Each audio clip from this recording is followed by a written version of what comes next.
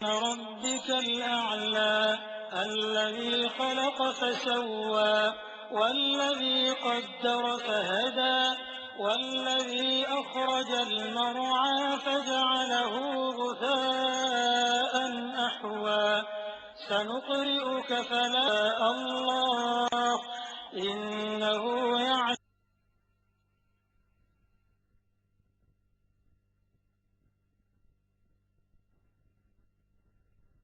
السلام عليكم ورحمة الله وبركاته.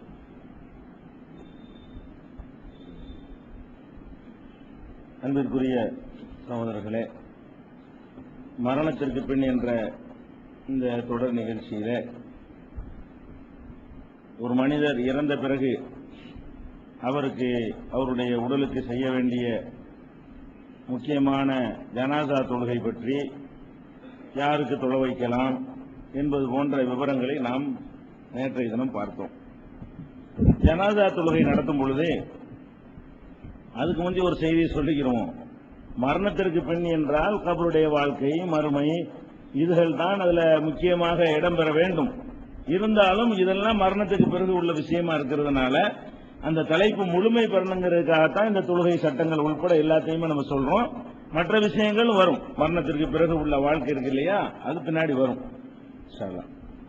அப்ப நபிகள் நாயகம் ஸல்லல்லாஹு அலைஹி வஸல்லம் அவர்கள் ஜனாசா தொழுகை நடத்தும் பொழுது ஆண் மையத்தாக இருந்தால், இறந்து போனவர் ஆணாக இருந்தால், அப்ப அவருடைய தலைக்கு பக்கத்துல தலைக்கு நேரம் நிற்பார்கள் ரசூல் ஸல்லல்லாஹு அலைஹி வஸல்லம்.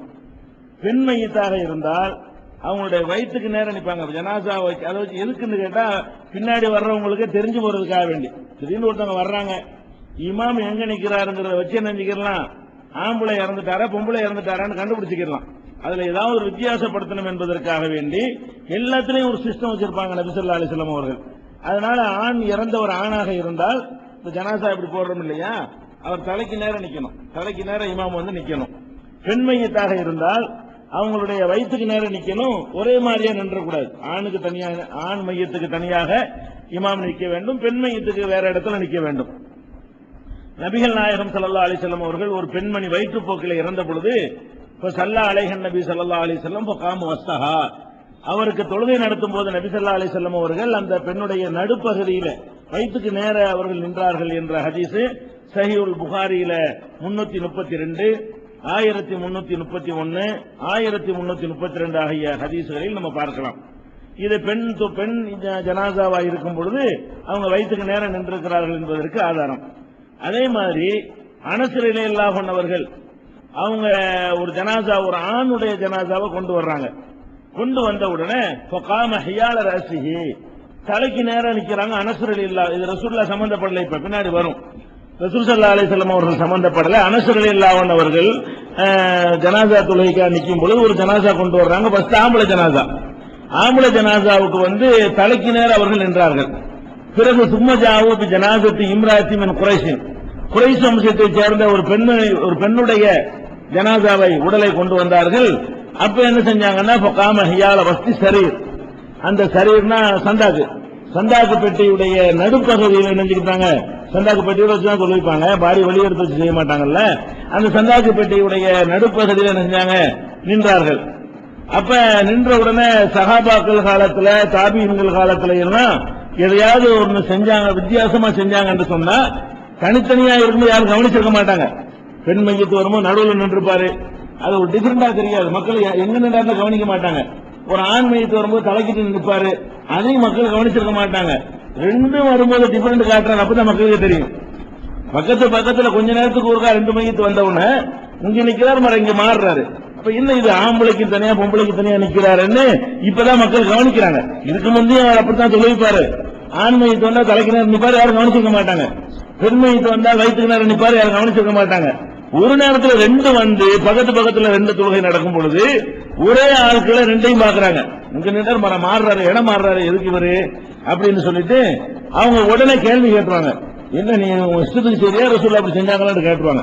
எதோ புதுசா பார்த்தாலும் உங்களுக்கு வித்தியாச சந்தேகம் வந்தாலும் உடனே அபுல் அலா பின் ஜியாதுங்கிற ஒருத்தர் அங்க நிக்கிறவர் கேட்கிறாரு, ஹாக்கதா ராயத் நபி ஸல்லல்லாஹு அலைஹி வஸல்லம் காம அலல் ஜனாஸத்தி மகாமக மின்ஹா வமினர் ரஜுலி மகாமக மின்ஹு இப்ப ஆண் ஜனாசாவுக்கு நீங்க நின்றீங்களே இந்த மாதிரியான இடத்திலையும், பெண் ஜனாசாவுக்கு நீங்க நின்றீங்களே இந்த மாதிரியான இடத்திலையும் தான் ரசூல் ஸல்லல்லாஹு அலைஹி வஸல்லம் நின்றுக்கிறாங்களா, நீங்களா இஷ்டத்துக்கு செய்றீங்களா அப்படின்னு அனஸ் ரலியல்லாஹு அன்ஹு அவர்கள்ட்ட அவர் கேட்கிறார். கேட்டவன கால நாம், ஆமா ரசூலுல்லாஹ் செஞ்சதை பார்த்தா நான் செய்யறேன், நானா இஷ்டத்துக்கு செய்யல. அப்ப ரசூல் ஸல்லல்லாஹு அலைஹி வஸல்லம் அவர்கள் பெண் மையத்துக்கு நடுவில் நின்றார்கள் என்பதற்கு ஆதாரம் கிடைக்கிறது புகாரில. ஆம்பளை மையத்துக்கு தலைக்கு நேரம் நின்றார்கள்ங்கிறதுக்கு நேரடியா ஆதாரம் கிடைக்கல. அனஸ் ரலியல்லாஹு அன்ஹு அவர்கள் ரெண்டுக்கு டிஃபரெண்ட் பண்ணி அவங்க தொழுது காட்டி விட்டு ஒருத்தர் கேள்வி கேட்கும் பொழுது இப்படித்தான் நானும் பார்த்திருக்கிறேன், ரசூல் ஸல்லல்லாஹு அலைஹி வஸல்லம் தொழுதிருக்கிறாங்கன்னு சொன்னாங்க. இது ஆதாரப்பூர்வமான ஹதீஸ் தான். இது திருமதியில 955, அபூதாவுதுல 2779, இப்னு மாஜாவுல 1483, முஸ்னத் அஹ்மத் என்ற நூல்ல 11735, அதே நூல்ல 12640. இந்த எண்கள்ல எல்லாம் ஆண் மையத்துக்கு ஒரு இடத்துல நிக்க வேண்டும், பெண் மையத்துக்கு தொழுகிறதா இருந்தால் ஒரு இடத்துல நிக்க வேண்டும் என்று நம்ம காட்டிருக்கோம். ஏன்னா துவா செய்யும் பொழுது துவா செய்யறோம் இல்லையா, இவரை மன்னிப்பாயாக நம்ம அரபில சொல்றதா இருந்தா அல்லாஹும் மக்ஃபிர் லஹுன்னு சொல்லணும் ஆம்பளையா இருந்தா. பொம்பளையா இருந்தா அல்லாஹும் மக்ஃபிர் லஹா அப்படின்னு சொல்லணும். ஹூ ஹான்னு மாத்தணும். ஆம்பளையா இருந்தா ரலியல்லாஹு அன்ஹுங்கிறீங்கல்ல, ஆம்பளைன்னா ரலியல்லாஹு அன்ஹு, பொம்பளைன்னா ரலியல்லாஹு அன்ஹா. இத பின்னாடி நிக்கிறவர் துவா ஓதணுமே, அந்த ஹூ எங்க போடணும் ஹா எங்க போடணும் அவருக்கு ஒரு பிரச்சனை இருக்குதுல, இதை பார்த்து கண்டுபிடிச்சிடலாம். ஆம்பளையா பொம்பளையா யாரையும் விசாரிக்க வேண்டியதில்லை, இமாமுக்கு மட்டும் சொன்னா போதும். அவர் நிக்கிற இடத்தை பார்க்க வேண்டிய, தலைக்கு நேரம் நிக்கிறாரு நம்ம ஹூ போட்டு ஒதுக்கிற வேண்டியதுதான். வயிற்றுக்கு நேரம் நிக்கிறாரு, இப்ப இவனுக்கு நான் ஆம்பளை இருந்தா இவன், தமிழ்ல ஒன்னும் பிரச்சனை இல்லை, இவர்னு போயிடலாம். தமிழ்ல சொல்றதா இருந்தா ஆம்பளையா இருந்தாலும் இவரை மன்னிப்பாயாகன்றலாம், பொம்பளையாக இருந்தாலும் இவரை மன்னிப்பாயாக சொல்லலாம். இவர் அவருங்கிறது ஒரு பொதுவா வச்சுக்கிட்டு இருக்கிறோம். அரபில் அப்படி சொல்ல முடியாது. ஆம்பளைன்னா இவனை மன்னிப்பாயாகன்ற அரபில சொல்லணும், பொம்பளைன்னா இவளை என்றுதான் சொல்லணும். ரெண்டுக்கும் பொதுவான ஒரு வார்த்தை அரபில கிடையாது. அப்ப அரபியில் அந்த துவா ஓதும் பொழுது ஆம்பளைக்கு உரிய வார்த்தை பெண்ணுக்கு உரிய வார்த்தை எங்க பயன்படுத்தணும் என்பதை பின்பற்றவங்களுக்கு தெரிய வேண்டும் என்று சொன்னால் பார்த்தவனே அடையாளம் இருக்க வேண்டும். அதுதான் ஒரு அறிவுபூர்வமாக தான் ரசூல் ஸல்லல்லாஹு அலைஹி வஸல்லம் நடந்திருக்கிறாங்க. இது ஒரு விஷயம். அடுத்தது ஒரு நடைமுறை இருக்கிறது. அதாவது ஜனாசா தொழுகை நடக்கிறதா இருந்தால் மஸ்ட் கம்பல்சரியா 3 ஸ்டெப் நிக்கணும் அப்படிங்கிற மாதிரியான ஒரு நடைமுறையை எல்லாரும் நடைமுறைப்படுத்திட்டு வர்றாங்க கட்டாயமா. எந்த அளவுக்கு சொன்னா மொத்தமா 7 பேர் தான் நிற்பாங்க, 7 பேரையும் 3 ஸ்டெப் ஆக்குவாங்க. ஒரு ஸ்டெப்புக்கு கூட ஆள் நிக்காது ஒரு ஜனாசாவுக்கு. 3 ஸ்டெப் அளவுக்கு ஆளுக்கு நிறைஞ்சு வரும் பொழுது 3 ஸ்டெப் ஆக்குனா அது ஒரு கணக்கு. 3 ஸ்டெப்புக்கு இல்ல, ஒரு ஸ்டெப்புக்கு ஆள் 10 பேர் தான் இருப்பாங்க. உடனே என்ன செய்வாங்க, இங்கிட்டு ஒரு 4 பேர், அப்புறம் ஒரு 3 பேர், அப்புறம் ஒரு 3 பேராக 3 வரிசையில நிப்பாட்டி தொழுகிறது என்பதை ஒரு மரபாக நிறைய பேர் கடைபிடிச்சுக்கிட்டு இருக்கிறாங்க. நிறைய பள்ளிகள், நிறைய இமாம்கள் இதை போதிக்கிறாங்க. குர்ஆன் ஹதீஸை பின்பற்றுவோம்னு சொல்லக்கூடிய சில ஜமாத்துகள்ல கூட இதை ஒரு சட்டமாக அமுல்படுத்தி கொண்டு வர்றாங்க என்பதை பார்க்கிறோம். இது பற்றி மார்க் என்ன சொல்லுது? 3 ஸ்டெப்பா தான் நிக்கணுமா, இருக்கிற மக்களை வச்சு நின்றுக்கணுமா, மக்கள் எந்த அளவுக்கு வர்றாங்க அதுக்கு தகுந்த மாதிரி என்ன நமக்கு சட்டம் என்ன, முதல் சபை ஃபர்ஸ்ட் நிறைக்கணும், முதல் சபையில இடம் காலியா இருந்தா 2வது சபை நிறைக்க கூடாது, நிக்க கூடாது, இப்படி எல்லாம் மற்ற தொழுகைக்கு இருக்கிறது. பொதுவா தொழுகையில ஃபர்ஸ்ட் சபை நீங்க பூர்த்தி பண்ணுங்க, அதுல இடம் இருக்கும்போது 2வது சபையில நீங்க நிக்க கூடாது, 2வது சபையில இடம் இருக்கும்போது 3வது சபையில நிக்க கூடாது என்றெல்லாம் மற்ற தொழுகைக்கு சட்டம் இருக்கிறது. ஆனா ஜனாசாவை நின்றுடுவாங்க எல்லாருமே. ஜனாசா தொழுகையில் மட்டும் என்ன செய்வாங்க, அந்த சப்புல இடம் இருந்தாலும் சரி 3 சப்பு இல்லையில அப்படிங்கிறதுக்காக மீறுவாங்க. அதுக்கு என்ன ஆதாரம் கேட்டா சில ஹதீஸ் இருக்கிறது. அந்த ஹதீஸ் அதனுடைய கருத்தையும் அவர்கள் சரியா புரிந்து கொள்ளல, அந்த ஹதீஸுடைய அறிவிப்பாளர்களும் சரியில்லாம இருக்கிறாங்க. ஆட்களும் சரியில்லை சொல்ற ஆட்கள் அப்படியே சரிந்து வைத்துக் கொண்டால் கூட அந்த கருத்தில் வரல என்பதற்கு வேற சான்றுகள் எல்லாம் கிடைக்கிறது. அது என்ன ஹதீஸ் என்று சொன்னால், திருமதியில 949, அபூதாவுதுல 2753, இப்னு மாஜாவுல 1479, இந்த 3 நம்பர்ல உள்ள ஹதீஸ்ல இருக்கிறது. என்ன இருக்குன்னு கேட்டா, மன்சல்லா அலைஹி ஸலாஸத்து சுஃபூபின், யாருக்கு 3 சஃப் மக்கள் தொழுகிறார்களோ ஃபக்கத் அவுஜப, அவருக்கு உறுதியாயிடுச்சு, சொர்க்கம் உறுதியாயிடுச்சு அப்படின்னு ரசூல் ஸல்லல்லாஹு அலைஹி வஸல்லம் சொல்றாங்க. 3 சஃப் யாருக்கு தொழுகிறாங்களோ அவங்களுக்கு சொர்க்கம் உறுதியாயிடுச்சு அப்படின்னு ரசூல் ஸல்லல்லாஹு அலைஹி வஸல்லம் சொன்னதாக இந்த திருமதியில 949, அபூதாவுது 2753, இப்னு மாஜாவுல 1479 ஆகிய ஹதீஸ்கள் இருக்கிறது. அப்ப இதை வச்சுக்கிட்டு தான் 3 சஃப் தொழுதா சொர்க்கம் உறுதின்னு ரசூலுல்லாஹ் சொல்லியிருக்கிறாங்கல்ல. அதனால நம்ம என்ன செய்வோம், இருக்கிற ஆட்களே 3 ஆக்கிக்கிறோம் ஆக்குறாங்க. ஃபர்ஸ்ட் விஷயம் என்னன்னு கேட்டா, இதுல முகமது இப்னு இஸ்ஹாக் அப்படிங்கிறவர் அறிவிக்கிறார். இவர் முந்திய அவர் யார்கிட்ட கேட்கிறாரு அந்த அறிவிப்பாளர் விட்டுட்டு வேற ஒரு ஆளை, அதாவது இப்ப என்கிட்ட கேட்கிறாரு என்ன விட்டுருவாரு, எனக்கு யார் சொன்னாங்க அவர் பேரை சொல்லுவாரு. இப்படி இவர் நேரடியாக கேட்காத செய்திகளை எல்லாம் இவர் கேட்ட மாதிரி அறிவிக்கக்கூடிய ஆளு முகமது இப்னு இஸ்ஹாக்ங்கிறவர். இவர் இந்த ஹதீஸில் அவர் தான் அறிவிக்கிறார். யஸீத் இப்னு அபி ஹபீப் என்பவர் சொன்னதாக சொல்றாரு. அதை இவர் தனக்கு முந்தைய அறிவிப்பாளரை விட்டு அறிவிக்கிற ஒரு ஆளு முகமது இப்னு இஸ்ஹாக்ங்கிறவர். இது கொஞ்சம் விவரமா கூட நீங்க புரிஞ்சுக்கொள்ளலாம். அறிவிப்பாளர்கள் சஹா அந்த ஹதீஸ்களை அறிவிக்கக்கூடியவர்கள் ரெண்டு விதமான அறிவிப்பாளர்கள் இருக்கிறாங்க. உதாரணமா இப்ராஹிம் ஒரு அறிவிப்பாளர், இவருக்கு இஸ்மாயில்ங்கிறவர் சொன்னார்னு வைங்க. அப்ப இஸ்மாயில் எனக்கு அறிவித்தார், இஸ்மாயில் இவருக்கு சொல்லியிருந்தா எப்படி வாசகத்தை போடணும், இஸ்மாயில் எனக்கு சொன்னார்னு சொல்லணும். எனக்கு சொன்னார்னு சொல்லிடுவாரு, ஆனால் கண்டிப்பா கேட்டிருக்காருன்னு அர்த்தம். அப்படி சொல்லாம இஸ்மாயில் சொன்னாரு எனக்கு சொன்னார்னு சொல்றது இல்ல, இஸ்மாயில் சொன்னாரு அப்படின்னு அறிவிக்கக்கூடிய அறிவிப்பாளர்களும் இருக்கிறாங்க.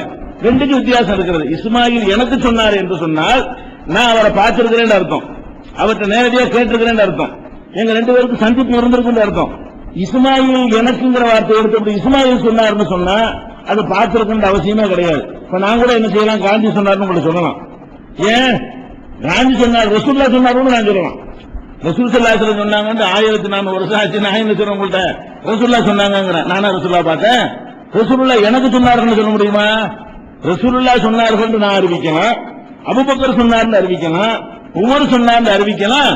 ஏன்னு கேட்டா எனக்கு சொன்னார் நான் சொன்னேன், எத்தனை பேர் இடையில இருந்திருப்பாங்க அப்படின்னு சொல்ல முடியுமா இல்லையா?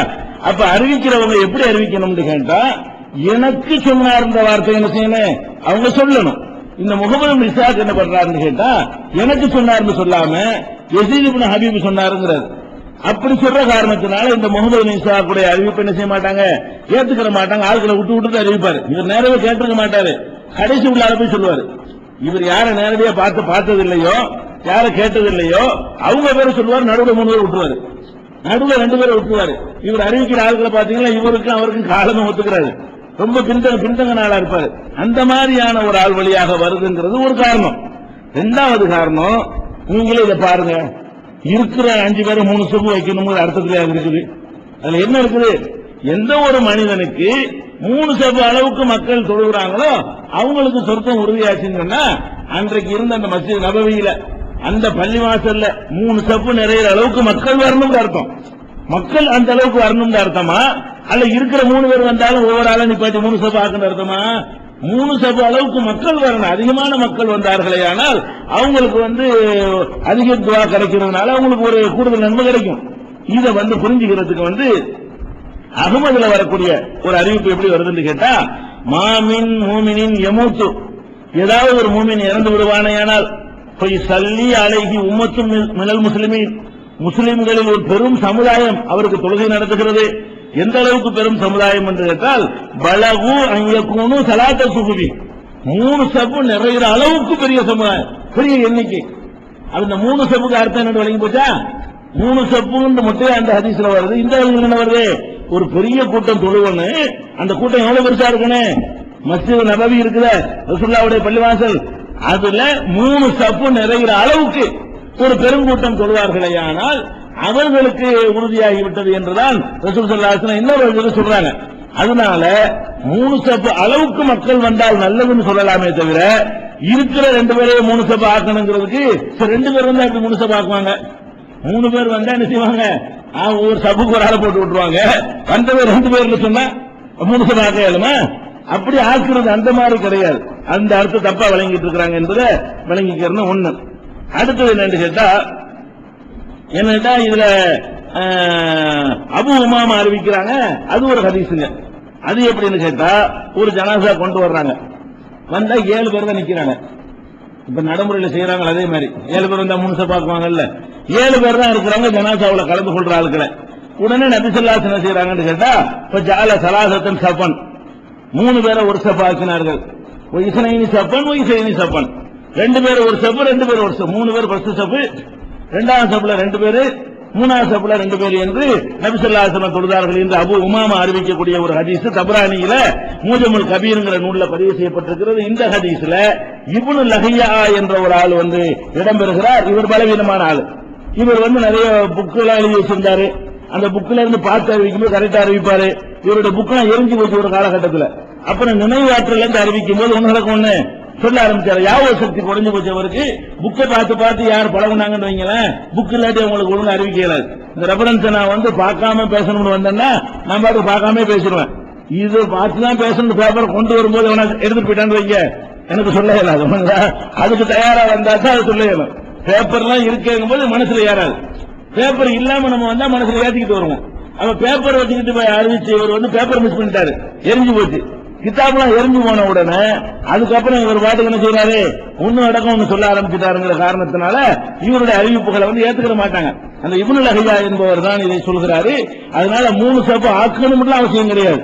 3 சபு நிறைகிற அளவுக்கு மக்கள் வரணும் அப்படிங்கறதா அதுக்கு அவசியம். இன்னும் சொல்ல போனால் முஸ்லீம்ல வரக்கூடிய ஒரு ஹதீஸ் இதுக்கு நமக்கு தெளிவு தருது. 1576 அதுல என்ன வருதுன்னு கேட்டா, ஆயிஷா நாயகி அறிவிக்கிறாங்க, நபிகள் நாயகம் ஸல்லல்லாஹு அலைஹி வஸல்லம் சொன்னதாக, மாமின் மையத்தின் துஸல்லி அலைஹி உம்மத்தும் மினல் முஸ்லிமீன யப்லுகூன மிஅத்தன், 100 பேர் அளவு கொண்ட ஒரு கூட்டம் ஒரு முஸ்லிமுக்கு தொழுகை நம்பரை போட்டுறாங்க. இப்ப அந்த 3 சப்புக்கு அர்த்தம் என்னன்னு பாருங்களா, நம்பர் தான் முக்கியம். 100 பேர் கொண்ட ஒரு கூட்டம் ஒருவருக்கு யஸ்வூன லஹு பரிந்துரை செய்து துஆ செய்வார்களே, தொழுகை நடத்துவார்களே, ஆனால் இல்லா ஷஃபௌ ஃபீஹி, அவர்கள் அந்த மையத்துக்கு செய்த ஷஃபாத்தை பரிந்துரையை அல்லாஹ் ஏற்றுக்கொள்ளாமல் இருப்பதில்லை. ஜனாசா தொழுகை ஷஃபாத் தானே பண்றோம். ஜனாசா தொழுகைங்கிறது நம்ம ருக்கு செய்தாவா செய்யறோம். ஜனாசா தொழுகையில் நம்ம கேட்கறது என்ன, மூத்தா போன ஆளுக்காக வேண்டி அல்லாஹ்ட்ட ஒரு ரெக்கமெண்ட் தான் பண்ண போறோம். அந்த துவாவை பார்க்கணும், துவா நாம சொல்லுவோம். அந்த துவாவை பார்க்கும் பொழுது உங்களுக்கு தெரியும். அந்த மாதிரி ஒரு 100 பேர் கொண்ட கூட்டம் கூடி இவரை மன்னிப்பாயாக, ஒரு சொர்க்கத்தை கொடுப்பாயாக, கபர் வேதனை லேசாக்குவாயாக அப்படின்னு பரிந்துரை செய்வார்களே ஆனால், துவா செய்வார்களே ஆனால், அவன் விஷயத்தில் அவர்கள் செய்த துவா ஏற்றுக்கொள்ளப்படும். அப்ப நம்பர் அதிகரிக்கிறது நல்லது. நம்பர் அதிகரிக்கிறதுக்காக வேண்டி சொல்லி அனுப்பலாம். அதிகமான பேர் ஒருத்தருக்கு தொழுவிக்கிறது விரும்பினா அதுக்குரிய ஏற்பாடுகளை நம்ம செய்யலாம். அதே மாதிரி ஆனா 100 சரியான 100 இருக்கணும். 100 என்னது, அதை ரசூல் ஸல்லல்லாஹு அலைஹி வஸல்லம் விளக்கிடுறாங்க. உன்னோட இந்த மாதிரிலாம் வரும்ல காலம், பேருக்கு முஸ்லீமா இருப்பாங்க, அல்லாஹ் இணை கற்பிப்பாங்க. இதெல்லாம் ஒரு கணக்கா? இணை கற்பிக்க சிறுக்கு வைக்கிற எல்லாம் ஒரு கணக்கில் வருவாங்களா? 3/4 பேர் சிறுக்கு வைக்கிறார்கள் மாறிட்டு வருது அல்லாஹ்வுடைய கிருபையினால. எல்லாம் கபர் வணங்கக்கூடியவர்களும் பேருக்கு முஸ்லீமா இருந்துகிட்டு நான் ஒரு ஆண்டவரை மைந்தன் ஆண்டவர் ஊழலாம் போய் அல்லாஹ் ரெக்கமெண்ட் பண்ணி இந்த ஜனாசா கிடைக்குமா? கிடைக்காது தானே. அதுக்காக ரசூல் ஸல்லல்லாஹு அலைஹி வஸல்லம் என்ன செய்யறாங்கன்னு கேட்டா, இன்னொரு சந்தர்ப்பத்தில் சொல்றாங்க. என்ன சொல்றாங்கன்னு கேட்டா, மாமின் ரஜுலின் முஸ்லிமின் யமூத்து, ஒரு முஸ்லிம் இறந்து விடுவானேயானால் ஃபயக்கும் அலா ஜனாசத்திஹி 40 ரஜுலன், அவருடைய ஜனாசாவில் ஒரு 40 பேர் நின்று சொல்வார்களே, ஆனால் அந்த 40 எப்படி இருக்க வேண்டும் என்றால், லா யுஷ்ரிகூன பில்லாஹி ஷையா, அல்லாஹ்வுக்கு எதையும் இணையாக்காமல் இருக்கணும். காயத்து போடாம இருக்கணும், தர்காவுக்கு போகாம இருக்கணும், அவுலியாவின் கூப்பிடாம இருக்கணும், நல்லது கெட்டது அவங்கள்ட்ட கேட்காம இருக்கணும், கொடுமரத்தை வணங்காம இருக்கணும். இப்படி எல்லா வகையிலையும் அல்லாஹ்வுக்கு எதையும் இணை கற்பிக்காமல் அல்லாஹ் மட்டும்தான் என்று நம்புகிற ஒரு 40 பேர், குறுக்கி எடுத்த 40 பேர் அவருக்கு தொழுகை நடத்துவார்களே, ஆனால் இல்லா ஷஃபாஹுமுல்லாஹு ஃபீஹி, அவங்களுடைய துஆவை அவர் விஷயத்தில் எல்லாம் கண்டிப்பா ஏற்றுக்கொள்கிறான். அதனால நம்ம என்ன செய்யணும், நல்ல ஏகத்துவ நம்பிக்கை உள்ள மக்களுக்காக சொல்லி ஒரு 40 பேராவது கூட்டுறதுக்கு முயற்சி பண்ணலாம். நம்ம குடும்பத்தில் யாராவது இறந்து போயிட்டாங்கன்னு சொன்னா, நல்ல தௌஹீத் கொள்கையில உறுதியா இருக்கக்கூடிய மக்கள் ஜனாசா கல்யாணத்துக்கு கூப்பிடுறோமா இல்லையா, 40 பேரை ரசூலுல்லாஹ் ஆர்வம் ஊட்டுறாங்கன்னு சொன்னா, 100 பேர் ஆர்வம் ஊட்டுறாங்கன்னு சொன்னா, அதுக்கு உழைக்கிறான்னு அர்த்தம். ஆர்வம் ஊற்ற ஒரு விஷயத்துக்காக வேண்டி உழைக்கிறது தப்பு இல்லையில, அதுவாக கூடுவோம் வகையில் அவர் எல்லாத்துக்கும் நம்ம தான் போய் சொல்லணும். 40 பேர் வரணும்னு சொன்னா, ஒரு 100 பேருக்கு 200 பேருக்கு சொன்னாலும் 40 பேர் வருவாங்க, ஒரு 500 பேருக்கு சொன்னாலும் 100 பேராச்சும் வருவாங்க. அப்ப நம்ம இறந்து போனவர்களுக்கு அந்த துவாக்கள் கிடைக்க வேண்டும் என்று சொன்னால், நல்ல தௌஹீதுல நல்ல பிடிப்பு உள்ளவங்க, கொள்கையில உறுதியா இருக்கிறவங்க என்று நமக்கு உள்ளத்துல நமக்கு தெரியாது, வெளிப்படையா உள்ள நமக்கு தெரியும்ல. வெளிப்படையாக நம்ம அறிந்து வைத்திருக்கிற ஆட்களுக்கெல்லாம் சொல்லி, எப்படி நீங்க ஜனாசாவில் கலந்துக்கிறீங்க, எங்க அப்பா ஜனாசாவில் நீங்க சொல்லுவோம், நீங்க சேரணும், எங்க அம்மா ஜனாசாவில் நீங்க கலந்துக்கிறீங்க அப்படின்னு சொல்லி கேட்டு நம்ம அழைத்து ஒரு 40-100 பேரை என்ன செய்யணும், குறைந்தபட்சம் கூடுவதற்கு முயற்சி பண்ணணும் என்பது சஹீஹ் முஸ்லிம்ல 1577. இதுலதான் இணை கற்பிக்காமல் இருக்க வேண்டும் என்ற கண்டிஷனோட வருகிறது. இப்படி எல்லாம் ஜனாசா தொழுகையை முறையை வழங்கிக் கொள்ள வேண்டும். ஜனாசா தொழுகையில் அதிகமான பேர் பங்கெடுக்க வேண்டும், இமாம் எப்படி நிற்க வேண்டும், யாருக்கு தொழுகை நடத்தலாம், யாருக்கு தொழுகை நடத்தக்கூடாது, இந்த விவரங்களை எல்லாம் நம்ம நினைச்சிட்டோம், அச்சு முடிச்சிட்டோம். இப்பதான் ஜனாசா தொழுகைக்கு உள்ள நம்ம போறோம். ஜனாசா தொழுகை நிறைய பேருக்கு தெரியறதே இல்லை, தெரியாதனால நிறைய பேர் தொழுவது இல்லை. எல்லாரும் ஆசை இருக்கு, பாப்பாவுக்கு தொழுகை நடத்தணும் மகனுக்கு ஆசை இருக்கு, அவனுக்கு தெரியாது. ஜனாசா தொழுகை எப்படி யாரு அந்த நேரத்தில் சொல்லி கொடுத்து மனப்பாடம் பண்ணவும் முடியாது. அதனால என்ன பண்றான், ஜனாசா தொழுகை மிஸ் பண்ணிடுறான். சொந்தக்காரங்க எல்லாம் என்ன செய்யல, குறிப்பா பெண்களுக்கு ஜனாசா தொழுகை தெரியுமா, அவங்களுக்கு இல்லைன்னு ஆகி வச்சுக்கிட்டோம். அப்ப ஜனாசா தொழுகை எப்படி சொல்லுவாங்க விவரமே இனிமேல் தான் அவங்க தெரிஞ்சுக்கிற அளவுல நிலைமை இருக்கிறது. அதுக்காக வேண்டிய உன்னிப்பா கவனமாக நீங்க தெரிந்து கொள்ள வேண்டும். ஜனாசா தொழுகை என்று சொன்னால் இமாம் நின்றாரா, பின்னாடி அதிகமான மக்களை சேர்க்கிறோமா, நின்றுறோம். இமாம தலைக்கு நேரவோ வயிற்றுக்கு நேரம் நிக்கிறாரு. நின்ற உடனே ஃபர்ஸ்ட் என்ன பண்ணணும் கேட்டா, ஜனாசா தொழுகைக்கு 4 தக்பீர் சொல்லணும் குறைஞ்சபட்சம். 4க்கு கீழே 3 தக்பீர் 2 தக்பீர் சொன்னதாகவெல்லாம் ஆதாரம் கிடைக்கல. ஆனால் 4, 5, 6, 7, 8, 9 வரைக்கும் ஆதாரம் கிடைக்கிறது. அதிகமா ரசூல் ஸல்லல்லாஹு அலைஹி வஸல்லம் சொன்னது 4 தக்பீர் தான். சிலர் விஷயத்தில் 5 தக்பீர் சொல்லி இருக்கிறாங்க, சிலருக்கு 6 தக்பீர் சொல்லி இருக்கிறாங்க. 7, 8, 9 4 to 9 வரைக்கும் ஒவ்வொரு ஜனாசாவுக்கு ஒவ்வொரு விதமான எண்ணிக்கையில தொழுது இருந்தாலும் நபிகள் நாயகம் ஸல்லல்லாஹு அலைஹி வஸல்லம் அவர்கள் மிக அதிகமாகவும் மிக வலிமையான அறிவிப்பாளர்கள் கொண்ட ஹதீஸ்லையும் உள்ளது என்னன்னு கேட்டா 4 கிட்ட நிறைய ஆதாரங்கள் கிடைக்கிறது.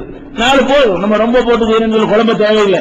எது ரொம்ப உறுதியானதாகவும் எது அதிக தரவையும் ரசூல் ஸல்லல்லாஹு அலைஹி வஸல்லம் செய்திருக்கிறார்களோ அதையே நம்ம நடைமுறைக்கு எடுத்துக்கொள்ளலாம். உதாரணமா 5 சொன்னார்கள் என்பதற்கு நீங்கள் பார்க்கிறதா இருந்தால் முஸ்லீம்ல 1589வது ஹதீஸ்ல பார்க்கலாம். ஏன்னா 4க்கு மேல இருக்கிறதுக்கா ஒண்ணே உதாரணத்துக்கு சொல்லி காட்டுறேன். அப்படிலாம் செஞ்சுக்கலாம். இருந்தாலும் 4 தக்பீர் சொல்ல வேண்டும். அதுக்கு என்ன ஆதாரம், ஒரு ஆதாரத்துக்கு தெரிந்து வைத்துக் கொள்ளுங்கள். சஹீஹுல் புகாரியில 1245வது ஹதீஸ் அதுல இருக்கிறது. நபிகள் நாயகம் ஸல்லல்லாஹு அலைஹி வஸல்லம் அவர்கள் நான் நஜ்ஜாஷிய பில் யௌமில் லதி மாத பிஹி خرج الى المصلى فسب بهم وكبر 4. நபிகள் நாயகம் ஸல்லல்லாஹு அலைஹி வஸல்லம் அவர்கள் நஜ்ஜாஷி மன்னர் இறந்த அன்னைக்கு முசல்லாங்கிற அந்த திடலுக்கு போனார்கள். அங்கதான் ஜனாசா தொழுகை நடத்துறதுக்கு மக்கள் எல்லாம் வர சொல்லி போறார்கள். போய் ஃபஸஃபபிஹிம் மக்களை எல்லாம் சஃபாக அணிவகுக்க செய்தார்கள்.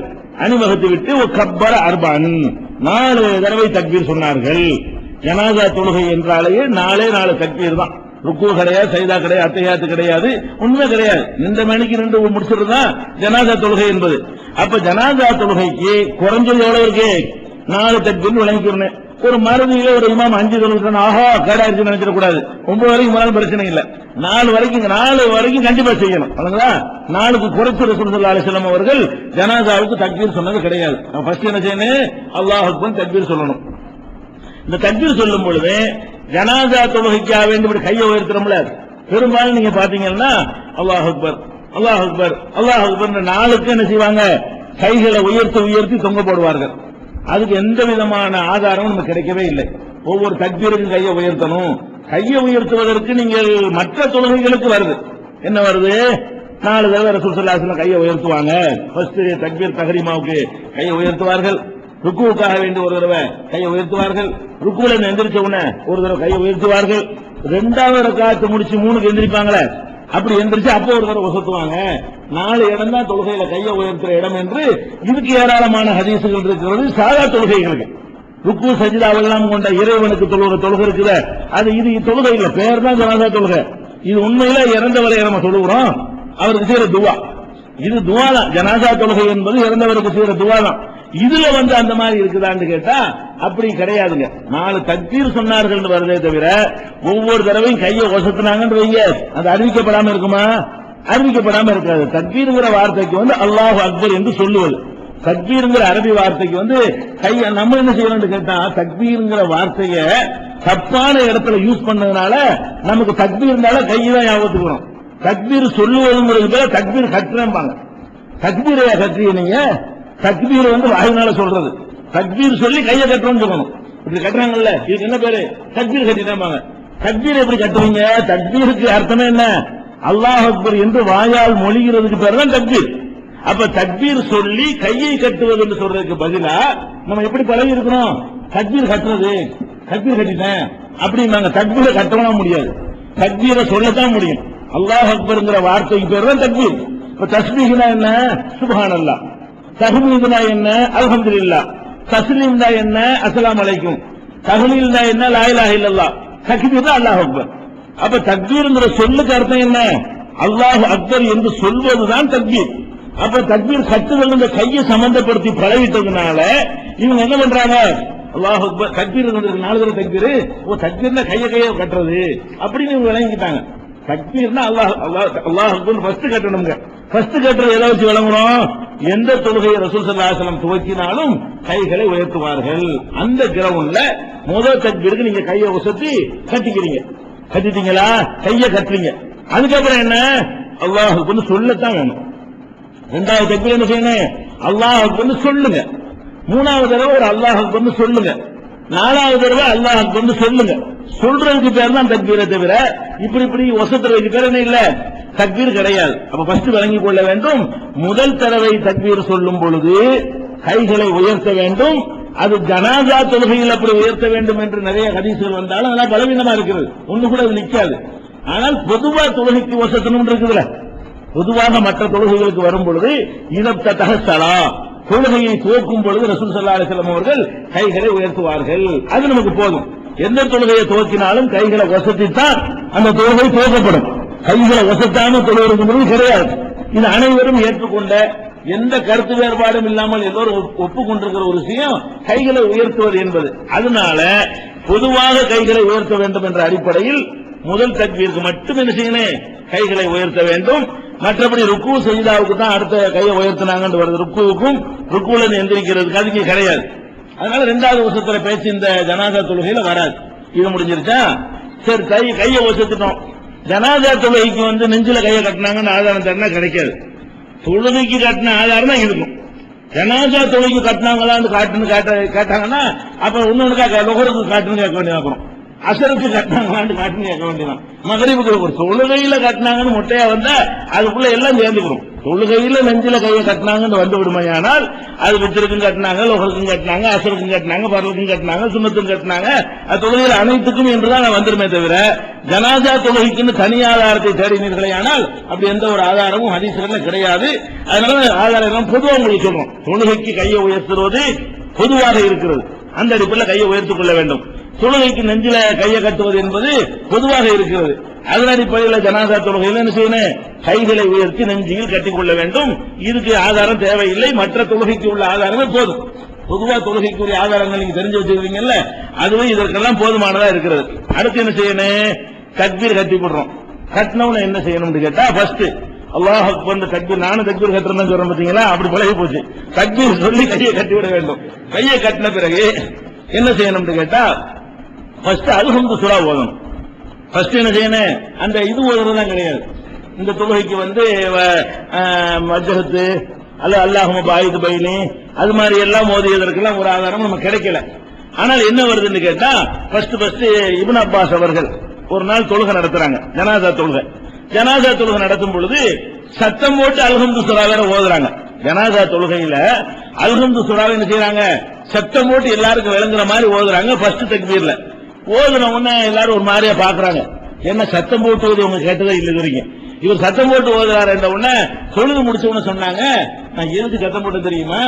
எல்லாம் ஊமையாட்ட உட்கார்ந்துட்டு இருக்கிறீங்க, ஓதணும்னு உங்களுக்கு தெரியவே இல்லை. எதுக்காக நான் சொன்னேன் என்றால், யாலமும் அன்னஹா சுன்னத்தும், அது சுன்னத்து என்பதை அறிவிப்பதற்காகத்தான் நான் இவங்க விளங்கிக் கொள்ளணுங்கிறது தான் நான் செஞ்சேன். அல்ஹம்து சூரா சத்தம் போடணுங்கிறது கிடையாது. நான் சத்தம் போட்டது காரணம் என்னன்னு கேட்டா, அல்லாஹ்வுக்கு தக்பீர் கட்டி சும்மா நிக்கிறீங்க, சும்மா நிக்க கூடாது. என்ன செய்யணும்?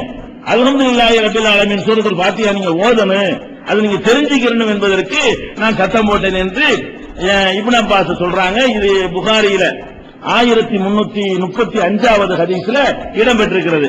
அதே மாதிரி இதுல எப்படி வருதுன்னு கேட்டா, சல்லைத்து கல்ஃப இப்னு அப்பாஸ், இப்னு அப்பாஸுக்கு பின்னாடி நான் ஜனாசா தொழுகை தொழுதேன். கராபி ஃபாத்திஹத்துல் கிதாப், அவங்க அல்ஹம்து சூரா ஓதினார்கள். கால அவர்கள் சொன்னார்கள், லியஅலமு அன்னஹா சுன்னத்தும், இது ஒரு நபி வழி என்பதை அவர்கள் அறிந்து கொள்வதற்குத்தான் நான் அப்படி ஓதினேன் அப்படிங்கிற சத்தம் போட்டு ஓதிருக்கிறேன். இல்லாட்டி மக்களுக்கு எப்படி தெரியும் ஓதுனது? சரி, இது ஒன்னாச்சா. ஹாக்கிம்ல என்ன வருதுன்னு கேட்டா, சல்லா இப்னு அப்பாஸ் அலா ஜனாசத்தின், இதே ஹதீஸ் வேற கொஞ்சம் வார்த்தை மாற்றமாக வருகிறது. ஒரு ஜனாசாவிலே இப்னு அப்பாஸ் தொழுகை நடத்தினார்கள். ஃபஜஹர பி அல்ஹம்துலில்லாஹ், அல்ஹம்துலில்லாஹ்வை சத்தம் போட்டு ஓதினார்கள். சத்தம் போட்டு ஓதினார்கள் வாசகமும் சேர்ந்து வருகிறது. சும்மா கால பிறகு அவர்கள் சொன்னார்கள், இன்னமா ஜஹர்து, நான் எதற்கு சத்தம் போட்டு ஓதினேன் தெரியுமா? லி தஅலமு அன்னஹா சுன்னத்துன், அது சுன்னத்து என்று நீங்க தெரிஞ்சுக்கிறதுக்கு தான் வேணும்னு சத்தம் போட்டு ஓதினேன். இது நபி வழிதான். சுன்னத் இப்னு அப்பாஸ் செஞ்சது நமக்கு மார்க்கம் இல்ல, அவர் செஞ்சு விட்டு என்ன சொல்றாரு? இது நபி வழியும் ரிப்போர்ட் பண்றாரு. அதான் ஆதாரம்.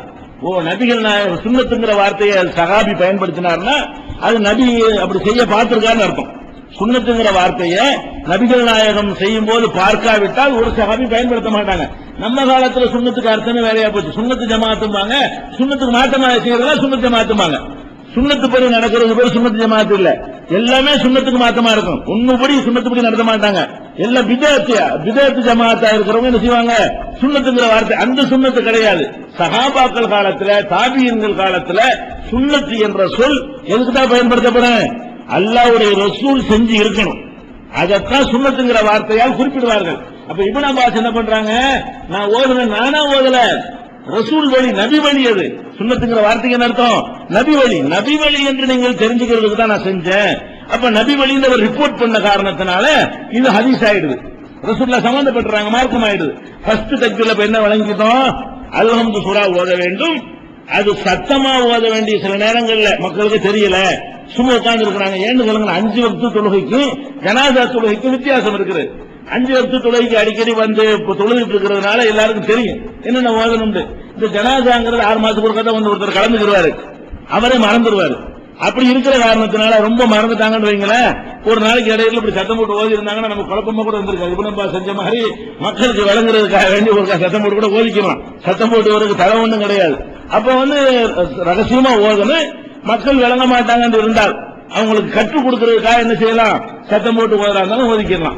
அப்ப ஃபர்ஸ்ட் தக்பீர்ல என்ன ஓதணும், சூரத்துல் ஃபாத்திஹா அல்ஹம்து சூரா ஓத வேண்டும். அல்லாஹ் அக்பர் தக்பீர் சொல்லி கையை கட்டிய பிறகு அந்த 2வது தக்பீருக்கு முதல் தக்பீர். ஆனா இன்னொரு கவனிக்கணும், ஜனாசா தொழுகைன்னு சொல்லுறாங்களே, அல்லாஹ் காப்பாத்தணுங்க, ஒரு ஜனாசாவுக்கும் அந்த இவர்களால் நன்மையே கிடைக்காது.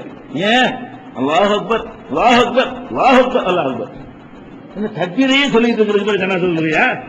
4 தக்பீருக்கு இடையில விஷயங்கள் இருக்கிறது. 4 தக்பீர் சொல்லணும்னா ஒரு தக்பீருக்கு மறு தக்பீருக்கு இடையில செய்ய வேண்டிய காரியங்கள்லாம் இருக்கிறது. இவங்க என்ன செய்யறாங்க, அல்லாஹ் அக்பர் அல்லாஹ் அக்பர் அல்லாஹ் அக்பர் அல்லாஹ் அக்பர் அஸ்ஸலாமு அலைக்கும்.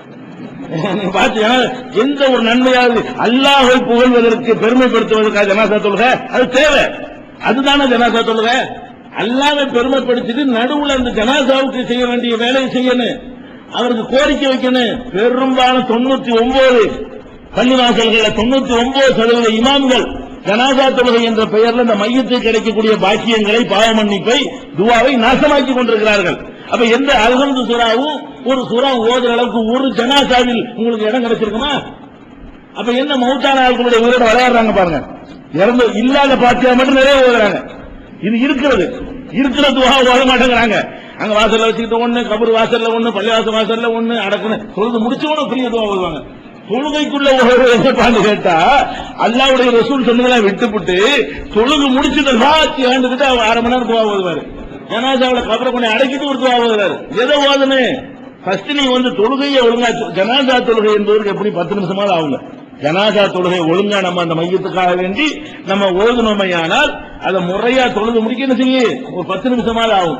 ஆனா 10 செகண்ட் கூட ஆகாது. நம்ம சமுதாயத்துல ஜனாசா தொழுகை நடத்துற அந்த முறையை பார்த்தீர்களே, ஜனாசாவுக்கு கிடைக்க ஹக்க அந்த உரிமையை பறிக்கிறாங்க. இது நம்ம ஃபைட் பண்ணி என்ன செய்யணும், அது நிலைநாட்டணும். அதுதான் நம்ம அந்த சொந்தக்காரங்க கையில எடுத்துருந்தோம்.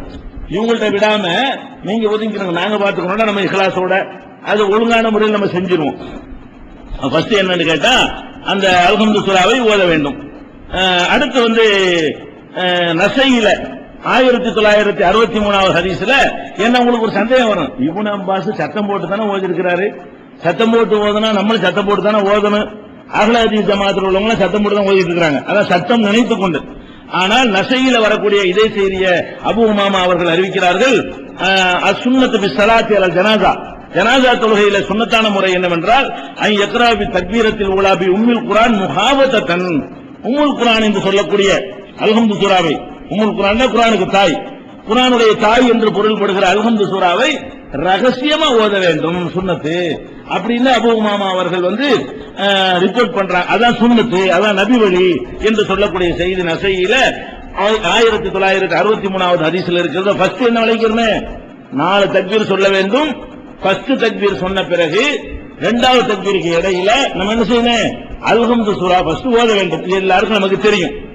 அல்ஹம்து சூராவோட சேர்த்து இன்னொரு சூரா ஓதணும். அதே தக்பீர்ல, 2வது தக்பீர்ல இல்ல, முதல் தக்பீர்லயே அல்ஹம்து சூரா ஓதுறது எப்படி சுன்னத்தோ, அதுக்கப்புறம் ஒரு குல் ஹுவல்லாஹ் சூராவோ இல்ல தெரிஞ்ச சூரா ஏதோ ஒன்னு என்ன செய்யணும், ஒவ்வொருத்தரும் ஓதிக்கொள்ள வேண்டும். அது எங்க ஆதாரம் இருக்குன்னு கேட்டா நசையில 1961வது ஹதீஸ்ல வருகிறது. கராபி ஃபாத்திஹத்துல் கிதாபி இப்னு அப்பாஸ் தான் ஃபாத்திஹத்துல் கிதாபையும் ஓதினார்கள், அல்ஹம்து சூராவையும் ஓதினார்கள், சூரத்தின் ஒரு சூறாவையும் ஓதினார்கள். அல்ஹம்து ஓதினார்கள் ஒரு அறிவிப்புல வருது. அவர் இந்த சூரா ஓதுனதை சொல்ல மறந்துட்டார் ஒரு அறிவிப்பாளர். இன்னொரு அறிவிப்பாளர் என்ன செய்யறாரு, அப்துல்லா இப்னு தல்ஹா பின் அப்துல்லா இப்னு அவுஃப்ங்கிறார் சொல்றாரு, நான் இப்னு அப்பாஸுக்கு பின்னாடி நின்று தொழுதிருக்கிறேன். அந்த இப்னு அப்பாஸ் அவர்கள் வந்து ஜனாசா தொழுகையில அல்ஹம்து சூரா ஓதி முடித்த பிறகு ஒரு சூரத்தின் ஒரு சூறாவையும் ஓதினார், ஒரு ஜஹர ரெண்டையும் சத்தமாகவே ஓதினார். ஹத்தா அஸ்மானா எங்களுக்கு கேட்கிற அளவுக்கு சத்தமாக ஓதினார். ஓதி முடித்த உடனே அவருடைய கையை பிடிச்சுக்கிட்டு நான் கேட்டேன், என்ன இது ஏன் இப்படி ஓதுனீங்க, சத்தமா ஓதுனீங்க? கால சுன்னத்துன், இதுவும் சுன்னத்து நபி வழிதான். அல்ஹம்துக்கு அப்புறம் ஒரு சூறா ஓதுறது நபி வழிதான். ஹக்குன், இது சரிதான், நபி வழி என்று அவர் ரிப்போர்ட் பண்ணாருங்கிற செய்தி நசையில 1961வது ஹதீஸ்ல இடம்பெற்றிருக்கிறது. அப்ப அல்லாஹ் அக்பர் என்று சொல்ல வேண்டும், அல்ஹம்து சூரா ஓத வேண்டும், ஒரு இன்னொரு அடிஷனல் சூறாவை என்ன செய்யணும், ஓதிக்கொள்ள வேண்டும். இது முதல் தக்பீருக்கு செய்ய வேண்டியது. அதை ஓதி முடிக்கிற அளவுக்கு இமாம் டைம் கொடுக்கணும். அல்ஹம்து சூராவுக்கு அப்புறம் ஒரு சூறாவும் ஓதுவதற்கு எப்படி லொஹர்ல டைம் கொடுக்கிறாரோ, முதல் ரக்காத்துல லொஹர்ல கொடுப்பார்ல, அந்த மாதிரியான ஒரு டைம் அவர் கொடுக்க வேண்டும். அடுத்து என்ன செய்யணும் என்று கேட்டால், இரண்டாவது ரக்காத்துல இரண்டாவது தக்பீர்ல நபிகள் நாயகம் ஸல்லல்லாஹு அலைஹி வஸல்லம் அவர்கள் மீது ஸலவாத் ஓத வேண்டும். ஃபர்ஸ்ட் வந்து அல்லாஹ்வுக்கு, இரண்டாவது ரசூலுல்லாஹ்வுக்கு துவா, மூணாவது நாலாவது தக்பீர்கள்ல தான் இறந்தவருக்கு துவா. மொத்தம் நாலு தக்பீர்லயும் நமக்கு வேலை இருக்கிறது. ஃபர்ஸ்ட் தக்பீர்ல என்ன, இறைவனுக்கு செய்யற கடமைகள், அவனுடைய வேதத்தை, அவனுடைய குர்ஆனை என்ன செய்யணும், ஓதி அல்லாஹ்வை புகழ்றதுக்கு பயன்படுத்திக்கிறணும். இரண்டாவது பொதுவாக துவாவுடைய முறையே என்ன, ஃபர்ஸ்ட் ஹம்து செய்யணும், அப்புறம் ஸலவாத், அப்புறம் தானே துவா. ஃபர்ஸ்ட் வந்து ஹம்து அல்லாஹ் புகழ்வதற்காக வேண்டி முதல் தக்பீரை வந்து பயன்படுத்திக் கொள்ள வேண்டும். இரண்டாவது தக்பீர்ல என்ன செய்யணும்னு கேட்டா, ரசூல் ஸல்லல்லாஹு அலைஹி வஸல்லம் அவர்களுக்கு ஸலவாத் சொல்ல வேண்டும். அவ்வளவுதான் ஹதீஸ்ல வருதே தவிர இந்த ஸலவாத்னு குறிப்பிட்டு வரல. ஆனால் நம்ம வந்து பொதுவாக தொழுகைக்கு கற்று தந்திருக்கிறாங்கல்ல, அந்த ஸலவாத்தை சொல்லிக் கொள்வதுதான் சிறந்தது. ஸல்லல்லாஹு அலைஹி வஸல்லம் தாலும் சரிதான், அல்லாஹும்ம ஸல்லி வ ஸல்லிம் தாலும் அது ஸலவாத் தான். ஆனாலும் நபிகள் நாயகம் ஸல்லல்லாஹு அலைஹி வஸல்லம் அவர்கள் தொழுகையில் ஓதுவதற்கு ஒரு தொழுகை ஸலவாத் கற்று தந்திருக்கிறாங்க. நம்ம அத்தஹியாத்துல ஓதுறோம், அத்தஹியாத்துல ஓதுற அதை இப்ப கியாமுல ஓதணும். அத்தஹியாத்துல ஓதுறோம்ல, நின்றுகிட்டு ஒரு ஸலவாத் ஓதக்கூடாது. மற்ற தொழுகையில, ஜனாஸா தொழுகையில நின்ற நிலையில் என்ன செய்யணும், அத்தஹியாத் இல்லாத காரணத்தினால அல்லாஹும்ம ஸல்லி அலா முஹம்மதின் வ அலா ஆலி முஹம்மதின் கமா ஸல்லைத அலா இப்ராஹீம வ அலா ஆலி இப்ராஹீம இன்னக ஹமீதும் மஜீத், அல்லாஹும்ம பாரிக்கும் சேர்ந்து தான் ஸலவாத். அல்லாஹும்ம பாரிக் அலா முஹம்மதின் வ அலா ஆலி முஹம்மதின் கமா பாரக்த அலா இப்ராஹீம வ அலா ஆலி இப்ராஹீம இன்னக ஹமீதும் மஜீத். இதை ஓதணும். இது அதிகபட்சம் இது பெருசா இருக்கனால இவ்வளவு டைம் அவர் கொடுக்கணும். தெரியாதவங்க சின்ன ஸலவாத் ஓதிட்டு போறாங்க, தெரிஞ்சவங்க ஓதுவாங்கல்ல. அதனால இமாம் என்ன பண்ணணும், ஒரு முதல் தக்பீர்ல வந்து அல்ஹம்து சூராவும் இன்னொரு சூறாவும் ஓதுற அளவுக்கு ஒரு டைம் கொடுக்கணும், அவரும் ஓதணும், மக்களுக்கு அந்த டயத்தை கொடுக்கணும். இரண்டாவது ஒரு அல்லாஹ் அக்பர் என்று சொல்ல வேண்டும். சொல்லிய பிறகு அல்லாஹும்ம ஸல்லி அலா முஹம்மதின்ல இருந்து அல்லாஹும்ம பாரிக் அலா முஹம்மதின் வரைக்கும் இந்த ரெண்டையும் ஓதுவதற்கு எவ்வளவு நேரம் இருக்கிறதோ அந்த நேரத்தை அவர் கொடுக்க வேண்டும். இமாமும் இந்த ஸலவாத்தை செய்யணும், தொழுகைக்கு உள்ள இந்த ஸலவாத்தா இருக்கிறதுனால இது 2-3 வகையான ஸலவாத் வருது. அத்தஹியாத்துல ஓதுற ஸலவாத்துகள் 2-3 வகையான ஸலவாத்துகள் வருது. ஏதாவது ஒண்ணு ஓதிக்கொள்ள வேண்டும், சின்ன சின்ன வார்த்தை மாற்றங்களோட வரும், அதை ஓதிக்கொள்ள வேண்டியது. அதுக்கு என்ன செய்யணும், மூணாவது நாலாவது தக்பீர்ல எதுவும் ஓதவே கூடாது, வெறும் துவா தான். மூணாவது நாலாவது தக்பீர்ல என்ன செய்யணும், குர்ஆனுடைய ஆயத்துகளையோ வேற எதையும் ஓதக்கூடாது. மையத்துக்கு வேண்டிய துவாவை என்ன செய்யணும், செய்ய வேண்டும். எப்படி வருது, இது சுனனுல் பைஹக்கியுடைய நூல்ல வந்து வால்யூம் 4 39ஆம் பக்கத்திலையும், இப்னு ஹிப்பான்ல 7வது வால்யூம்ல 346வது பக்கத்திலையும் இருக்கிறது. அன்ன சுன்னத்த ஃபி ஸலாத்தி அலல் ஜனாஸத்தி, ஜனாஸா தொழுகையில சுன்னத்தான முறை என்னவென்று சொன்னால், ஐயு கபீரல் இமாமு, இமாம் ஃபர்ஸ்ட் தக்பீர் சொல்ல வேண்டும். சும்மா யக்ரா பி ஃபாத்திஹத்துல் கிதாப் பாத தக்பீரத்தில் ஊலா சிர்ரன் ஃபீ நஃப்ஸிஹி, மனசுக்குள்ள முதல் தக்பீருக்கு பிறகு அல்ஹம்து சூராவை ஓத வேண்டும். சும்மா யுஸல்லி அலா நபி ஸல்லல்லாஹு அலைஹி வஸல்லம், பிறகு நபிகள் நாயகம் ஸல்லல்லாஹு அலைஹி வஸல்லம் அவர்கள் மீது ஸலவாத் சொல்ல வேண்டும். வ யுக்லிசு துஆ லில் ஜனாஸத்தி பி தக்பீராத்தி, மற்ற தக்பீர்கள்ல என்ன மற்ற 2 3 4 7 9 வரைக்கும் இருக்குல்ல, அடுத்து வரக்கூடிய தக்பீர்கள்ல வந்து ஜனாஸாவுக்காக வேண்டி, இறந்தவருக்காக வேண்டி உள்ள தூய்மையோடு துஆ செய்ய வேண்டும். மூணாவது தக்பீர்லையும் உள தூய்மையோடு துவா செய்ய வேண்டும், நாலாவது தக்பீர்லையும் உள தூய்மையோடு துவா செய்ய வேண்டும். இந்த உள தூய்மையோடு துவா என்கிற வார்த்தை, யுகுலிசு துவாங்கிற வார்த்தை ஒரு செய்தியை உங்களுக்கு சொல்கிறது. அந்த துவா எப்படி வரணும்? உள்ளத்திலிருந்து வர வேண்டும். எவ்வளவுக்கு முடியுமோ அவ்வளவுக்கு நீங்கள் என்ன செய்யணும்? துவா செய்ய வேண்டும் என்று அது வருகிறது. இந்த மாதிரி வர்ற இடத்தையெல்லாம் நீங்கள் எப்படி புரிந்து கொள்ள வேண்டும் என்று சொன்னால், நமக்கு தெரிஞ்ச ரசூலுல்லாஹ் கற்றுத்தந்த துவாக்கள் சொல்ல இருக்கிறது. அதையும் சொல்லி முடிச்ச பிறகு இறந்தவர் நம்முடைய சொந்தக்காரராவோ நம்முடைய அப்பா நம்முடைய அம்மாவா இருந்து நம்ம தொழுகை நடத்தணும்னு சொன்னா நம்மளுக்கு தெரிஞ்ச பாஷையில தொழுகையில நின்று கொண்டு எப்படி அத்தஹியாத்துல நம்ம தாய்மொழியில துவா ஓதலாமோ, சஜிதாவில் தாய்மொழியில எப்படி துவா ஓதி கொள்ளலாமோ அதுக்கு ரசூல் ஸல்லல்லாஹு அலைஹி வஸல்லம் அனுமதிக்கிறாங்கல்ல. இப்ப தொழுகையிலேயே நம்ம அத்தஹியாத்துல ஓத வேண்டிய துவாவெல்லாம் ஓதிட்டு அந்த துவாவை முடிஞ்ச பிறகு நம்ம தமிழ்ல துவா செஞ்சுக்கலாம். தமிழ்நாட்டுக்கான தமிழ்ல துவா செஞ்சுக்கலாம், உருது பேசின உருதுல துவா செஞ்சுக்கலாம், அவரவர் தாய்மொழியில செஞ்சுக்கலாம். ஏன்? நபிகள் நாயகம் ஸல்லல்லாஹு அலைஹி வஸல்லம் சொன்னார்கள், சும்மல் யதஹய்யர் மினல் மஸ்அலத்தி மா யஷா. அத்தஹியாத்துல அமர்ந்த பிறகு அவன் எதை விரும்பினான் அதையெல்லாம் கேட்கட்டும் அப்படின்னு சொல்றாங்க. அத்தஹியாத்து ஓதி முடிச்ச பிறகு அல்லாஹும்ம இன்னி அஊது பிக்க என்ற துவாவையோ, அல்லாஹும்ம இன்னி லலம்து நஃப்ஸிங்கிற துவாவையோ எதையாவது ஒரு துவாவை ஓதி முடிச்சுட்டு என்ன செய்யணும்? மேற்கொண்டு டைம் இருந்தால் அல்லது தனியா நம்ம தொழுதால் நம்ம என்னென்ன விரும்புறோம் அதையில அத்தஹியாத்துல இருந்துகிட்டே கேட்கணும். தமிழ்ல கேட்கணும். தமிழ்ல தான் கேட்க இயலும். நம்ம உள்ளத்திலிருந்து கேட்கறாங்க. தமிழ் பேசுறோம் தமிழான கேட்க இயலும். அரபு நாட்டுக்கு அரபுல கேட்டு போயிருவோம். நம்ம விரும்பினது எல்லாம் கேளுன்னா விரும்பினதை நம்ம எப்படி கேட்போம்? விரும்பினதை கேளுங்கிற அந்த வார்த்தைகள் நமக்கு என்ன வழங்குது? விரும்பிய மொழியில கேளுங்கிறது அதுக்குள்ள அடங்கி இருக்குது. அப்பதான் விரும்பி இதெல்லாம் கேட்க இயலும். அதே மாதிரி தான் ரசூல் ஸல்லல்லாஹு அலைஹி வஸல்லம் சொல்றாங்க, ஜனாஸா தொழுகையில ஓ யுக்லிசு துஆ லில் ஜனாஸா, ஜனாஸாவுக்காக துஆவை இக்லாஸோட அளப்பற்ற எண்ணத்தோட உள்ள தூய்மையோடு நீங்கள் செய்ய வேண்டும் அடுத்தடுத்த தக்பீர்லங்கறாங்க. அதனால நம்முடைய மொழியில் கூட என்ன செய்யலாம்? ஜனாஸாவுக்காக வேண்டி தமிழ்ல கூட நீங்க செஞ்சுக்கலாம். ஆனால் ரசூலுல்லாஹ் கற்றுத்தந்த துஆக்கள் சிலது இருக்குல்ல, அதை ஓதிட்டு செய்யுங்க. அந்த சுன்னத்தை நம்ம விட்டுற கூடாது. இந்த துஆ ஓதி இருக்கிறாங்கன்னு நமக்கு அறிவிக்கப்பட்டிருக்கிறது, அதை சொல்லிவிட்டு செய்யணும். அது என்ன துஆ?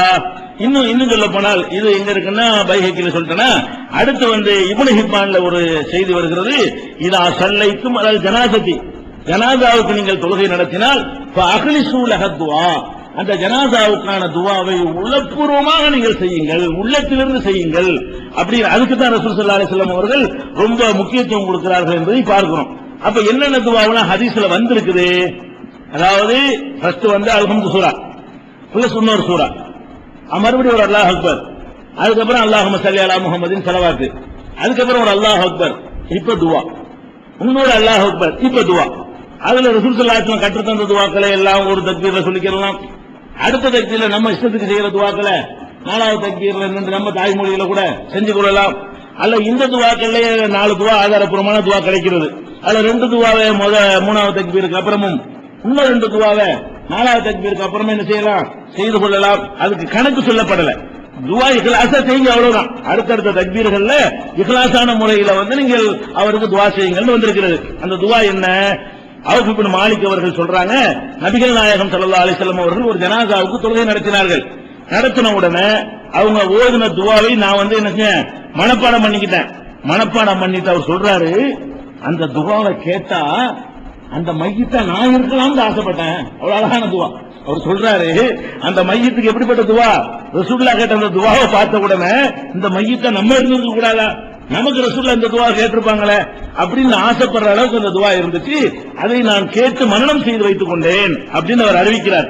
அந்த துஆ என்ன? இது சஹீஹ் முஸ்லிம்ல 1600வது ஹதீஸாக பதிவு செய்யப்பட்டிருக்கிறது. அந்த துஆ என்னன்னு கேட்டா, அல்லாஹும்ம மக்ஃபிர் லஹு வர்ஹம்ஹு வஆஃபிஹி வஅஃபு அன்ஹு வஅக்ரிம் நுஸுலஹு வவஸ்ஸி முத்கலஹு வஅக்ஸில்ஹு பில் மாஇ வஸ்ஸல்ஜி வல் பரதி வனக்கிஹி மினல் ஹதாயா கமா நக்கைத ஸௌபல் அபியல மினத் தனசி வஅப்தில்ஹு தாரன் கைரம் மின் தாரிஹி وأهلا خيرا من أهله وزوجا خيرا من زوجه وأدخله الجنة وأعيذه من عذاب القبر. இதான் அந்த துஆ.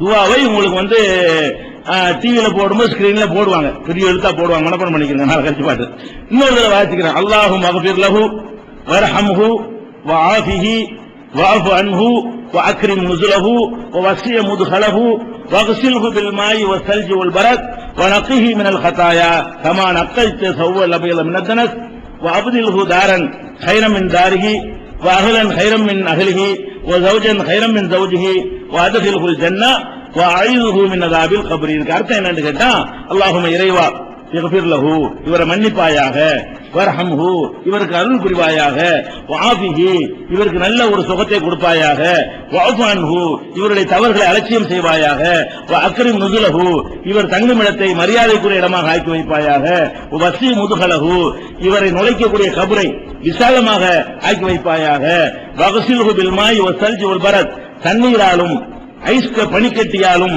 ஆழங்கட்டி அந்த மழை பெய்யும்ல அதனாலும் இவரை கழுவி குளிப்பாட்டுவாயாக, வனஃபீஹி மினல் கதாயா, தவறுகளிலிருந்து பாவங்களிலிருந்து இவரை தூய்மையாக்குவாயாக, கமா நக்தைத்த சௌபல் அபியல மின தனசி, அழுக்கிலிருந்து வெள்ளையாடை எவ்வளவு கவனமாக சுப்புரவுப்படுத்தப்படுமோ, கலராடனா மேலோட்டமா துவைப்போம், வெள்ளை ஆடனா உங்களுக்கு ரிஸ்க் இருந்து துவைக்குவோம், அப்படி வெள்ளை ஆடையை அழுக்கிலிருந்து தூய்மைப்படுத்துவது போல இவரை தூய்மைப்படுத்துவாயாக, அபுதிருஹு தாரன் ஹைரம் மின் தாரிஹி, இப்ப அவர் இருந்த வீட்டை விட சிறந்த வீட்டை அவருக்கு பகரமா கொடு, அகலன் ஹைரம் மின் அகலிஹி, இப்ப இருந்த குடும்பத்தாரை விட சிறந்த குடும்பத்தாரை அவருக்கு நீ வழங்கு, ஜௌஜன் ஹைரம் மின் ஜௌஜிஹி, இப்ப இருந்த வாழ்க்கை துணையை விட சிறந்த வாழ்க்கை துணையை அங்க கொடு, வாதுஹில்ஹுல் ஜன்னா, அவர் சொர்க்கத்தில் நுழையவை, வஅய்துஹு மின் அஸாபில் கப்ரி, கபருடைய வேதனையிலிருந்து அவரை காப்பாற்று என்று நபிகள் நாயகம் ஸல்லல்லாஹு அலைஹி வஸல்லம் அவர்கள் அந்த ஜனாசாவுக்கு துஆ செய்தார்கள். இது முஸ்லிம்ல 1600வது ஹதீஸாக இடம்பெற்றிருக்கிறது. அதே மாதிரி ஹாக்கிம்ல ஒரு ஹதீஸ் இடம்பெற்றிருக்கிறது. இதுவும் ஆதாரப்பூர்வமான ஹதீஸ் தான். நபிகள் நாயகம் ஸல்லல்லாஹு அலைஹி வஸல்லம் அவர்கள் ஜனாசாவுக்கு தொழுகை நடத்தும் பொழுது அல்லாஹும்ம ஃபிர் லி ஹய்யினா وميتنا وشاهدنا وغائبنا وصغيرنا وكبيرنا وذكرنا وانثانا, இந்த 8 மாறி மாறி கூட பல அறிவிப்புகள் வரும். இந்த தர்த்தீபுல வித்தியாசமா அறிவிப்புகள் வருது. இந்த 8 விஷயம் அதுல வருது. அப்புறம் அல்லாஹும்ம மன் அஹ்யைதஹு மின்னா ஃபஅஹ்யிஹி அலல் இஸ்லாம் வமன் தவஃபைதஹு மின்னா ஃபதவஃபஹு அலல் ஈமான். இது என்ன அர்த்தம்? அல்லாஹும்ம இறைவா இக்ஃபிர் லி ஹய்யினா, எங்களில் உயிரோடு இருப்பவர்களுக்கு மன்னிப்பாயாக, ஓ மையித்தினா, எங்களில் இறந்தவர்களுக்கு மன்னிப்பாயாக, ஓ ஷாஹிதினா, இங்க வந்திருக்கிறவங்களுக்கு மன்னிப்பாயாக, ஓ காயிபினா, இங்க வராம இருக்கிறவங்களுக்கு மன்னிப்பாயாக, ஓ சகீரினா, சிறுவர்களுக்கு எங்களில் சிறுவர்களுக்கு மன்னிப்பாயாக, ஓ கபீரினா, பெரியவர்களுக்கு மன்னிப்பாயாக, ஓ லக்கரினா, எங்களில் ஆண்களையும் மன்னிப்பாயாக, ஓ உன்சானா, எங்களில் பெண்களை மன்னிப்பாயாக. அல்லாஹும்ம மன் அஹ்யைதஹு மின்னா, எங்களில் யாரை இறைவா நீ வாழ வைக்கிறாயோ அவர்களை அஹ்யிஹி அலல் இஸ்லாம், இஸ்லாமிய அடிப்படையில் வாழவை, வமன் தவஃபைதஹு, யாரை நீ மரணிக்க செய்து விடுகிறாயோ ஃபதவஃபஹு அலல் ஈமான், ஈமானோடு எங்களை மரணிக்கவை என்று நபி ஸல்லல்லாஹு அலைஹி வஸல்லம் அவர்கள் கேட்பார்கள். இது ஒரு துவா. இந்த துவாவை நீங்கள் மனப்பாடம் செய்து கொள்ளலாம். இது 4 தக்பீர்ல 3வது தக்பீர்லயோ 4வது தக்பீர்ல இது ஒன்னோடு ஓதிக் கொள்ளலாம். இது ஹாக்கிம்ல உள்ளது. அடுத்து அபூதாவுதுல 2787வது ஹதீஸில் இருக்கிறது. நபிகள் நாயகம் ஸல்லல்லாஹு அலைஹி வஸல்லம் அவர்கள் ஒரு ஜனாசாவுக்கு தொழு வைத்தார்கள். அப்ப அவர்கள் சொன்னார்கள், அல்லாஹும்ம இறைவா இன்ன புலான் இப்ன புலான், இன்னாருடைய மகன் இன்னார், பேரை சொல்லிக்குவாங்க. இன்னாருடைய மகன் இன்னார்னு வருது. அந்த இறந்து போனவருடைய பேரை சொல்லிக்கிறாங்க. இன்னாருடைய மகன் இன்னார் மின் ரிம்மத்திக்க, உன் பொறுப்பில் இப்போது இருக்கிறார். இறந்தனும் உன் கண்ட்ரோல், இப்ப அவர் சொந்த அதிகாரம் ஒண்ணுமே கிடையாது. ஹப்லி ஜிவாரிக்க, உன்னுடைய அடைக்கலத்தில் அவர் இருந்து கொண்டிருக்கிறார். ஃபகிஹி மின் ஃபித்னத்தில் கபரி, கபருடைய சோதனையிலிருந்தும், அதாபின் நாரி, நரகத்தின் வேதனையிலிருந்தும் இவரை காப்பாற்றுவாயாக.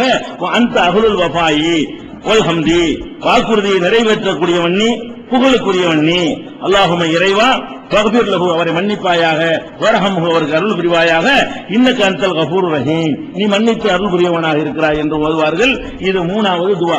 4வதாக நபி ஸல்லல்லாஹு அலைஹி வஸல்லம் அவர்கள் ஓதிய ஒரு துவா. இது 4 தான் ஆதாரம் கிடைக்கிறது. மற்றெல்லாம் பலவீனமான ஹதீஸ்களா இருக்கிறது.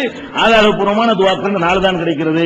4வதாக ரசூல் ஸல்லல்லாஹு அலைஹி வஸல்லம் ஓதிய துவா ஹாக்கிம்ல 1வது வால்யூம்ல 515வது ஹதீஸ் பக்கத்துல பதிவு செய்யப்பட்டிருக்கிறது. அல்லாஹும்ம இறைவா அப்துக, உன்னுடைய அடியான், வபுன் அமத்திக்க, உன்னுடைய அடிமையுடைய மகன், உங்க அம்மாவும் அடிமையா இருந்தாங்கல்ல, அவங்க அடிமையுடைய மகன், இஹ்தாஜ இலா ரஹ்மத்திக்க, உன்னுடைய அருளின் பக்கம் தேவையாகிவிட்டார். இப்ப மூத்தா போயிட்டதுனால இனிமே உன் அருள் தான் வேணும். அந்த கனியும் அனதாபிஹி, இவரை தண்டிக்கிறது உனக்கு தேவையே இல்ல. இவனை போய் தண்டிக்கிறது உனக்கு என்ன கிடைக்க போகுது? இவனை தண்டிக்கிறது உனக்கு தேவையில்லை.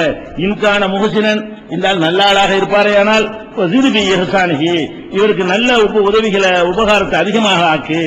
இன்கான முசியன், இந்த கெட்டாளா இருப்பாரே ஆனால் ஃபதஜாவஸ் அன்ஹு, அந்த தீமை மன்னிச்சிரு என்று நபி ஸல்லல்லாஹு அலைஹி வஸல்லம் கேட்பார்கள்.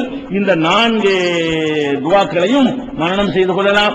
அல்லது நம்ம பக்கத்துல பொறுப்பு விட்டுருக்கிற காரணத்தினால் சரியில்லைன்னு துவாம இருக்காதீங்க.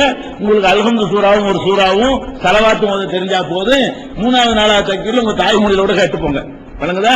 ஏன்னா இஹ்லாஸோட துவா செய்யுங்க வர்றது. இதையும் மனப்பாடம் பண்ணி கொள்ளுங்கள். மனப்பாடம் பண்ண முடியலன்னா அல்லது எப்படி உள்ளத்திலிருந்து கேட்பீங்களோ இந்த கருத்துக்கள்லாம் உள்வாங்கி கொண்டு அதையெல்லாம் உங்களுடைய மொழியில கூட கேட்டுக்கொள்ளலாம். இது 4 தக்பீர் முடிஞ்ச பிறகு சில ஆளுக்கு என்ன செய்வாங்க, அந்த சில இமாம்கள் கொஞ்சம் டைம் கொடுப்பாங்க. ஆனா 4வது தக்பீருக்கு டைம் கொடுக்க மாட்டாங்க. 3 தக்பீர் டைம் கொடுத்துட்டு 4வது தக்பீர் என்ன செய்வாங்க, அல்லாஹ் அக்பர் அஸ்ஸலாமு அலைக்கும்பாங்க. 4வது தக்பீருக்கு பிறகு ஓத வேண்டி இருக்கிறது. 4வது தக்பீருக்கு பிறகு ஓதாம என்ன செய்யறாங்க, அது மாதிரி எல்லாம் பண்றாங்க. அப்படி பண்ணக்கூடாது. அதுக்கு உதாரணமா அப்துல்லாஹ் இப்னு அபி அவுஃபாங்கிறவங்க ஒரு தடவை என்ன செய்யறாங்க, ஜனாசாவில் கலந்துக்கிட்டாங்க. 4வது தக்பீரை சொல்லிட்டு வேணும் நீட்டுறாரு. அவரு நீட்டிட்டு 5வது தக்பீர் சொல்ல போறாருன்னு மக்கள் வெயிட் பண்றாங்க. 4ஓட முடிச்சிட்டு அவர் சலாம் கொடுத்திருந்தாரு. நான் வேண்டதை நீட்டினேன், 4க்கு பிறகு ஒண்ணு இல்லைன்னு நினைக்கிறீங்க, 4வது தக்பீருக்கு பிறகு ஒண்ணு இல்லைன்னு நினைக்கிறீங்கல்ல, அதுக்குதான் நீட்டிட்டு நான் என்ன செஞ்சேன், ஆனா கடைசியா உங்களுக்கு சலாம் கொடுத்தேன் அப்படின்னு சொல்றாரு. அவர் ஒரு சஹாபி. அப்ப நபிகள் நாயகம் ஸல்லல்லாஹு அலைஹி வஸல்லம் காலத்துல 4 தக்பீர்களையுமே ஒவ்வொரு தக்பீருக்கு பிறகும் ஓதித்தான் முடிச்சிருக்கிறாங்களே தவிர தக்பீருக்கு கொடுத்துட்டு சலாம் கொடுத்த மாதிரி நமக்கு தென்படவே இல்லை. அதனால அந்த மாதிரி இதான் ஜனாசா தொழுகைங்கிற முறை. அதுக்கப்புறம் சலாம் கொடுத்து முடிச்சிட வேண்டியது. அதுக்கடுத்து உள்ள விஷயங்களை இன்ஷா அல்லாஹ் அடுத்தடுத்த நாட்கள்ல பார்த்துக் கொள்ளலாம். இது வரைக்கும் மனப்பாடம் பண்ணி வச்சுக்கோங்க.